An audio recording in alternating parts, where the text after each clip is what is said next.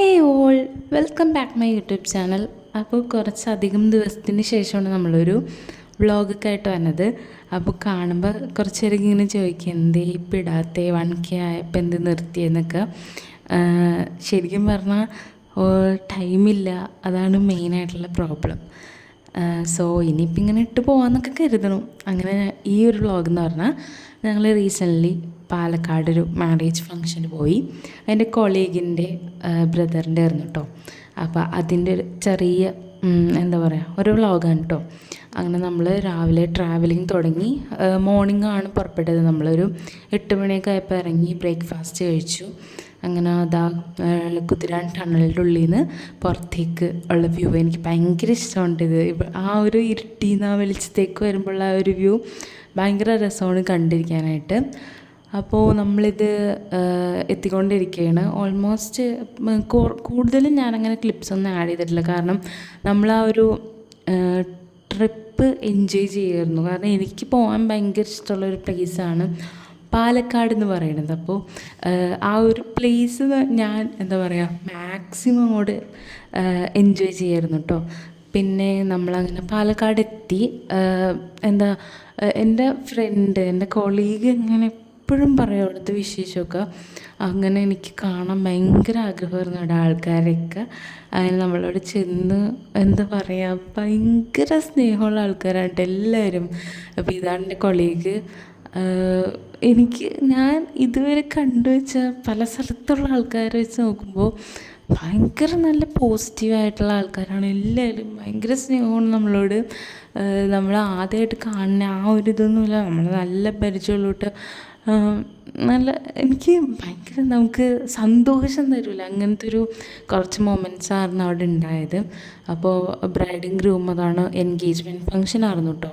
അതാണ് പിന്നെ അവരുടെ ഫാമിലി മെമ്പേഴ്സും കുറച്ച് ഫ്രണ്ട്സൊക്കെ ഉണ്ടായത്. നമ്മളവൾ കൂടെ വർക്ക് ചെയ്യണ കാരണം നമ്മളെ അവൾ വിളിച്ചതാണ്. ഞങ്ങൾ അത്രയും ക്ലോസ് ആയിട്ടുള്ള ഫ്രണ്ട്സാണ്.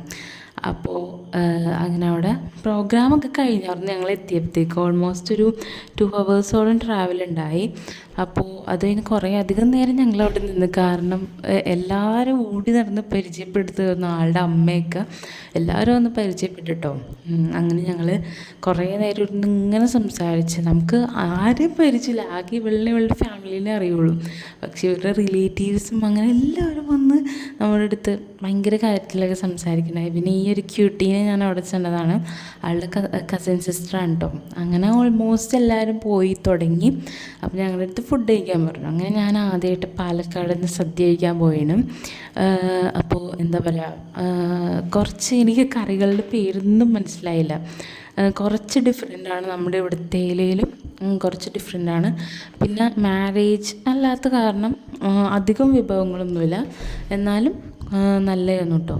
അപ്പോൾ ഇവർ ക്യാബേജിനെ പറയണത് എന്താണ് മുട്ടക്രോസ് അങ്ങനെ എന്താണ് ക്യാബേജിനെയൊക്കെ പറയണത്.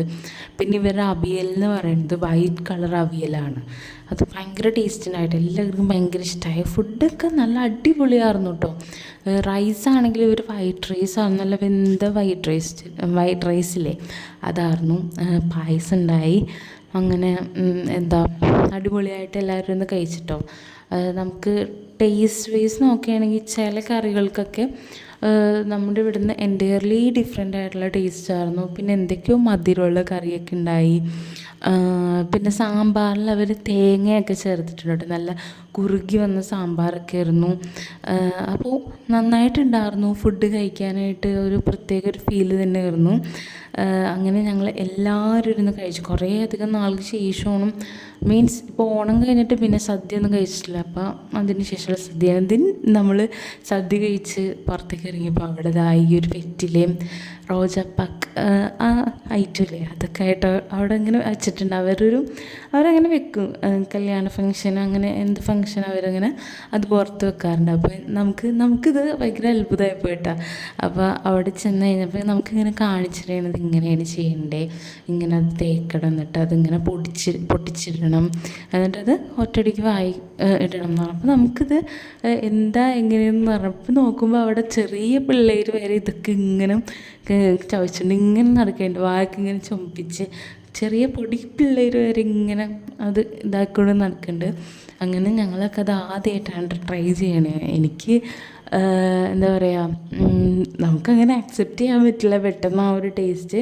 ഒരു 2-3 പ്രാവശ്യം ചവച്ച് ജസ്റ്റ് വായിന്ന് ആ ഒരു റെഡ് കളർ വന്നപ്പോൾ തന്നെ ഞാൻ പെയ്യെ അങ്ങോട്ട് കളഞ്ഞു കേട്ടോ. കാരണം നല്ലതാണ് സാധനം, നല്ല, പക്ഷെ നമ്മളത് ഇതിനു മുമ്പ് കഴിച്ചിട്ടില്ല. നമുക്ക് ഒരു ഫസ്റ്റ് ടേസ്റ്റ് ആയിരുന്നു അത്. അതുകൊണ്ട് എനിക്ക് എന്തോ പെട്ടെന്ന് ഇങ്ങനെ അതിൻ്റെ നീരൊക്കെ ഇങ്ങനെ ഇറങ്ങിപ്പോയപ്പോൾ എന്തോ പോലെ ആയി തോന്നി. ദെൻ നമ്മൾ ഇറങ്ങിയെന്ന് പറഞ്ഞാൽ നമ്മൾ കുറച്ച് സ്പോട്ടൊക്കെ കാണാനായിട്ട് പോകുന്നതാണ്. അപ്പോൾ എൻ്റെ കൊളീഗും കൂടെ പോകുന്നുണ്ട്. ആൾ ഫുഡ് പോലും കഴിച്ചിട്ടില്ല. ആൾ ഞങ്ങളുടെ കൂടെ പോകുന്നപ്പോൾ ആൾക്ക് നമ്മൾ പഫ്സും ഷേക്കൊക്കെ വാങ്ങിക്കൊടുത്ത് നമ്മൾ നേരെ അവിടെ ഒരു വയറിലൊരു ചായക്കട സ്പോട്ടുണ്ട്. പേര് ഞാൻ മറന്നുപോയി, ചന്ദ്രപ്പൻ ചേട്ടൻ അങ്ങനെ എന്തോ ആണ് ഒരു ചായക്കട എന്ന് പറഞ്ഞിട്ടുണ്ട് ഉണ്ട്. അപ്പോൾ അവിടെ കയറിയത് ഭയങ്കര പഴയ മോഡൽ ചായക്കട എന്ന് പറഞ്ഞാൽ ഓടൊക്കെ ആയിട്ട് പഴയ കലണ്ടറും ഭയങ്കര ഇരുട്ടൊക്കെ ആയിട്ട് എൻ്റെയർലി നമ്മുടെ പഴയ കാലത്ത് ചെന്നൊരു ഫീലായിരുന്നു. പക്ഷെ ഭയങ്കര കൺജസ്റ്റഡ് ആയിരുന്നു അവിടെ. നമുക്ക് കുറച്ച് നേരം, ഞാൻ ഒന്നും കഴിച്ചില്ലായിരുന്നു കേട്ടോ. അവരൊക്കെ ചായയൊക്കെ ട്രൈ ചെയ്തായിരുന്നു. അപ്പോൾ അങ്ങനെ അവിടെ ഒരു 15 to 20 മിനിറ്റ്സ് അവിടെ നമ്മൾ സ്പെൻഡ് ചെയ്തായിരുന്നു. എന്നിട്ടാണ് അവിടെ നിന്ന് ഇറങ്ങിയത്. അവിടെ ഈ പറയുന്നോട് കുറേ ആൾക്കാർ വന്നിട്ടുണ്ട്. ഒരു ടൂറിസ്റ്റ് പ്ലേസ് പോലെയാണ് അത്. കാരണം അവിടെ ഇഷ്ടംപോലെ ആൾക്കാരുള്ള കാരണം നമുക്കിങ്ങനെ നിന്ന് തിരിയാനുള്ള സ്ഥലമില്ല. ഭയങ്കര തിക്കും തിരക്കുമായിരുന്നു. ചെറിയൊരു സ്പേസാണ്. അതുകൊണ്ട് നമുക്ക് ആ ഒരു ഇതുണ്ടായി. ദെൻ നമ്മൾ നേരെ പോകുന്നത് കൊല്ലങ്കോട് പോകാൻ ഓർത്താണ് ഇറങ്ങിയത്. അപ്പോൾ നല്ല വെയിലാണ് അവിടെ എന്ന് പറഞ്ഞാൽ ഇതിപ്പോൾ ഒരു 2 മണിയൊക്കെ ആയിട്ടുള്ളൂ. അപ്പോൾ നല്ല വെയിലായത് കാരണം നമ്മൾ അങ്ങോട്ട് പോയില്ല. കാരണം കരിഞ്ഞു പോയി. പാലക്കാടിലത്തെ വെയിലിൻ്റെ കാര്യം എല്ലാവർക്കും അറിയാമല്ലോ. അപ്പോൾ അമ്മാതിരി വെയിലാണ്. നമ്മൾ AC ഇട്ടിട്ട് പോലും ഉള്ളിൽ കിടന്ന് ഉരുകയാണ് നമ്മളൊക്കെ. അപ്പോൾ നമ്മൾ അവിടെ കയറാണ്ട് അവിടെ വാട്ടർഫോൾസ് ഉണ്ടെന്ന് അവൾ പറഞ്ഞായിരുന്നു കേട്ടോ. അങ്ങനെ ഞങ്ങൾ കുറേ ഉൾവഴി കയറിയിട്ടാണ് ഇവിടെ എത്തിയത്. ഞാൻ ഭാഗം ക്ലിപ്പൊന്നും എടുത്തിട്ടില്ല. ഞാൻ പറഞ്ഞില്ലേ, നമ്മൾ മാക്സിമം ആ ഒരു സ്ഥലം എൻജോയ് ചെയ്യായിരുന്നു.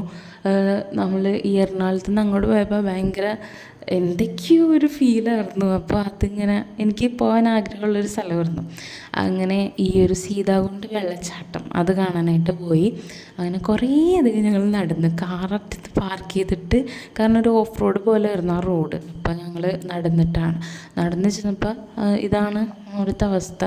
അത്ര വലിയ സെറ്റപ്പ് ഉണ്ടായില്ല കേട്ടോ. പിന്നെ വന്ന സ്ഥിതിക്ക് നമുക്ക് 30 രൂപ ആയിരുന്നു പെർ പേഴ്സൺ ടിക്കറ്റ്.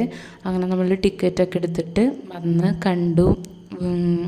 എന്താ പറയുക, ജസ്റ്റ് അവിടെ നിന്ന് കുറച്ച് ഫോട്ടോസൊക്കെ എടുത്തിട്ട് നല്ല വ്യൂ ഒക്കെ ഉണ്ടായി അവിടെ നിന്ന് ഇറങ്ങിയിട്ട് ഞങ്ങൾ.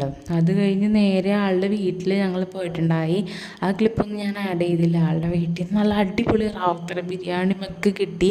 പിന്നെ എൻ്റെ ഒരു ഫേവറേറ്റ് ബേക്കറി ഉണ്ട് നമ്മുടെ പാലക്കാട്, ടോപ്പ് നോച്ച്. അവിടെ പോയി 2 ഐറ്റംസൊക്കെ വാങ്ങി ആളുടെ വീട്ടിൽ പോയി റാവുത്തർ ബിരിയാണി സ്നാക്സൊക്കെ തിന്ന് പിന്നെ ആളുടെ ഫാമിലിയായിട്ട് കുറേ നേരം സ്പെൻഡ് ചെയ്ത് ഭയങ്കര ഹാപ്പി ആയിട്ടാണ് ഞങ്ങൾ തിരിച്ചു വന്നത്. ഇൻഷാ അല്ലാഹ് ഞങ്ങൾ എന്തായാലും ഒരിക്കൽ കൂടെ പോകുമെന്നുള്ളൊരു തീരുമാനത്തിലാണ് ഇറങ്ങിയത്. ബിക്കോസ് എന്തുകൊണ്ടും ഭയങ്കര ഇഷ്ടമായി എല്ലാവരെയും, അവിടുത്തെ മനുഷ്യന്മാരായാലും നേച്ചറായാലും എല്ലാം ഭയങ്കര ഇഷ്ടമായി. സോ ഞങ്ങൾ ഒന്നുകൂടി പോകണമെന്നൊക്കെ കരുതണം. അപ്പോൾ ഇത്രയുള്ള ഇന്നത്തെ വീഡിയോ ഇഷ്ടമായ ലൈക്ക് ചെയ്യുക, ഷെയർ ചെയ്യുക, സബ്സ്ക്രൈബ് ചെയ്യുക. വീണ്ടും ഒരു വീഡിയോ ആയിട്ട് ഉടനെ തന്നെ വരാം. അപ്പോൾ അതുവരെ എല്ലാവർക്കും ബൈ.